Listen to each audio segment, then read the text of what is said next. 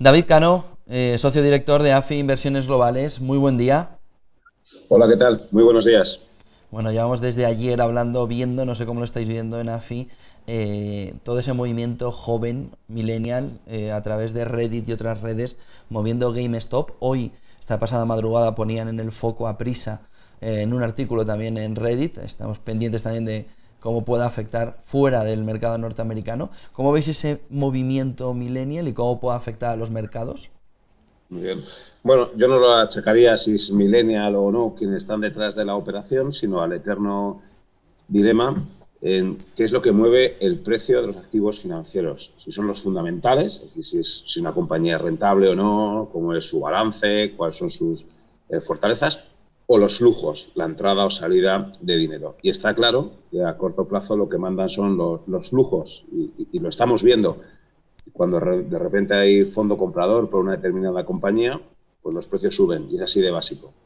Aquí lo importante es decidir si detrás de la subida o de la anterior bajada pues había un balance, había una compañía que era rentable o que no lo era. Y eso nos lo dirá el tiempo. Quiero decir, que más allá del romanticismo de querer ir contra unas posiciones cortas de unos determinados inversores, lo que habría que ver es si la acción que estás comprando a esos precios, detrás hay una compañía que es rentable, que es viable o no. Y eso es lo que verdaderamente había que hacer y ese es el análisis riguroso y profesional, que a largo plazo, bueno, pues pondrá de manifiesto si los que están comprando están acertados o no y los que estaban vendiendo, pues son, como digo, están acertados o no. Pero pasa ahí y pasa en cualquier compañía. Uno tiene que identificar si hay una discrepancia entre la valoración fundamental y cómo está el precio y si existe esa discrepancia en tu opinión, insisto, más allá de tus emociones o de tus romanticismos, pues comprarla o venderla. Muy pendientes de ese movimiento también de la tercera ola. ¿Cómo veis desde AFI que se esté reaccionando y cómo veis cómo puede impactar al conjunto de la economía? Muy bien. Efectivamente, la tercera ola nos obliga a revisar a la baja en general las previsiones de crecimiento económico. Siempre hemos hecho previsiones pensando en que tarde o temprano el virus iba a terminar y la verdad es que está sorprendiendo por la continuación de las olas. Por tanto, viene la primera noticia negativa y es que efectivamente hay que revisar a la baja las previsiones de crecimiento económico, pero que está condicionada o que está matizada por dos elementos importantes. El primero es que parece que la sensibilidad del ciclo económico a la pandemia cada vez es menor, tal vez porque nos estamos empezando a acostumbrar a vivir con ello, tal vez porque nos estamos adaptando o por lo que sea. Es cierto que la sensibilidad, podríamos decir, la beta de la economía a la pandemia pues es menor, porque se pone de manifiesto que las condiciones de financiación, gracias a la acción de los bancos centrales y a la acción de los gobiernos vía déficit público, está compensando claramente el impacto negativo, porque además hay bloques económicos o hay motores del crecimiento de la economía mundial que están dinamizados, que crecen como si no pasara nada. Y estoy hablando fundamentalmente de la economía china, que ya cerró el pasado año con una tasa de crecimiento interanual del 6,5% y con un crecimiento del conjunto de la economía del año del 2,3%. Por lo tanto, como digo, la menor sensibilidad del ciclo a la pandemia, las condiciones monetarias, financieras y fiscales tremendamente expansivas y contar con algunos motores, como es el caso de China, mitigan en parte el impacto negativo de la tercera ola. El escenario central tiene que seguir siendo el de una recuperación, el de una expansión de la economía mundial este año entre el 4, 4,5, 5%, en línea con lo que decía el FMI. Es verdad que diferente, que dispar por países, pero un crecimiento económico. Y también, y en esto de nuevo lo que piensan los mercados financieros no es tanto en la situación más actual, sino que tarde o temprano el virus va a terminar, bien sea por esa inmunidad de rebaño, bien sea por esas vacunas, pero entendemos que el virus tiene que terminar y hay que pensar en eso, en la economía del año 2022, del año 2023 y tratar de que los daños estructurales que suframos ahora pues sean lo menos intensos posibles. ¿Cómo estáis viendo la OPA de IFM sobre Naturgy? Bueno, efectivamente, en un entorno de, vamos a decir, de liquidez, de condiciones de financiación expansiva, tiene sentido que haya movimientos corporativos y seguramente esas van a ser una de las grandes consecuencias de esta crisis, una reconfiguración del mapa industrial, una reconfiguración de los accionistas de cada una de las de las compañías, ¿no? Esto, como digo, es el efecto posterior a esta crisis económica y vamos a estar atentos porque se van a producir muchas operaciones corporativas que van a dinamizar el mercado y que, desde luego, pues entendemos que es una oportunidad.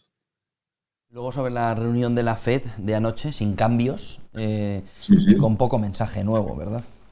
Sí, en este caso los bancos centrales nos vienen a decir, oye, ya hemos hecho gran parte de lo que teníamos que hacer. En esta ocasión nadie puede poner en duda que hemos inyectado muchísima liquidez y que está funcionando, afortunadamente, y por lo tanto ahora wait and see, esperar y ver futuros acontecimientos. Es verdad que la Reserva Federal de Estados Unidos se enfrenta a una situación económica mejor que la de Europa. Es muy posible que este año, con un crecimiento del 5% aproximadamente, Estados Unidos va a recuperar el PIB perdido del pasado año y, por lo tanto, va a situar su PIB en máximos históricos. Su posición cíclica es claramente mejor que la que tenemos en Europa. Y allí sí puede haber un riesgo para la estabilidad de los precios más claro que el que podemos tener en Europa. Es decir, la inflación se está yendo hacia el 2% y puede continuar subiendo los próximos meses. Dicho esto, Estados Unidos, por lo tanto, está más adelantado en el ciclo económico y podríamos pensar que es un banco central que va a subir antes los tipos de interés que el resto.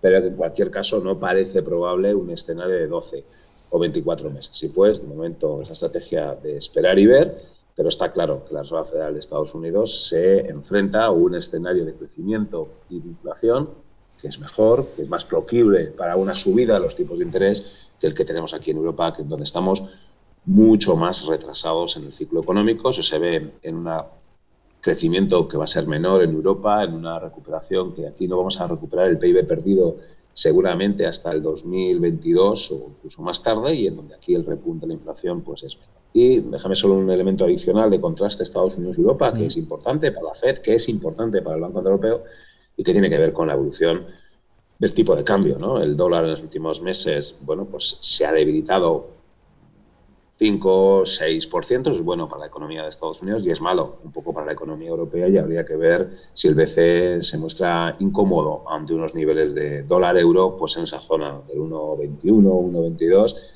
que evidentemente no es buena noticia para Europa. Europa nos vendría mucho mejor tener un dólar-euro en la cotización de 1,10 o 1,05, pero hoy, como digo, la situación es 1,20, 1,21. Bueno, eso está llevando a rotar además, David, a muchas carteras, ¿no? Sí, claramente. Al final, y esto es un asunto que hemos defendido cada vez más, las carteras tienen que tener un sesgo global, tenemos que evitar caer en ese sesgo doméstico y adoptar una posición mucho más larga en activos de otras economías y fundamentalmente de Estados Unidos. Cuando uno ve que en el MSCI World la bolsa americana, por ejemplo, representa un 60%, pues es obvio que en una cartera de un inversor europeo o español el peso de la bolsa americana tiene que ser más alto que el peso de la bolsa europea, pero es algo que nos cuesta en Europa, como digo, por ese sesgo de disponibilidad, de conocer un poco más nuestro mercado. Nos parece que es más arriesgado invertir en Estados Unidos, pero hay que hacerlo, no solo porque es una representación más fiel de lo que es la economía y los mercados mundiales, sino porque además, ahí voy con el segundo punto, hay un crecimiento del beneficio por acción, hay un crecimiento económico, hay compañías que son más rentables que aquí. Por lo tanto, desde un punto de vista de las expectativas de rentabilidad de las carteras, pues tiene sentido tener una mayor asignación de nuestra cartera hacia Estados Unidos. Y esos son flujos de inversión en cartera que llegan hacia aquella economía y que evidentemente suponen una apreciación de la divisa. Y no solo eso, sino que es que además sucede que Estados Unidos paga algo de tipo de interés. Pues comprar un bono americano a 10 años pues en la zona del 1%, frente al menos 0,5% de Alemania o el 0% de España, bueno, pues es otro elemento adicional que hace atractivo el posicionarse largo, el tener exposición a Estados Unidos en general, y eso pues evidentemente implica invertir en dólares, y esos son elementos de presión que entendemos que a corto plazo, bueno, a corto y a medio plazo, pues es un elemento de estímulo para el tipo de cambio del dólar. Muchísimas gracias, David Cano, socio director de AFI Inversiones Globales. Buen día y buen negocio. Muchísimas gracias a vosotros. Bien, chao, hasta luego. Hasta luego, David.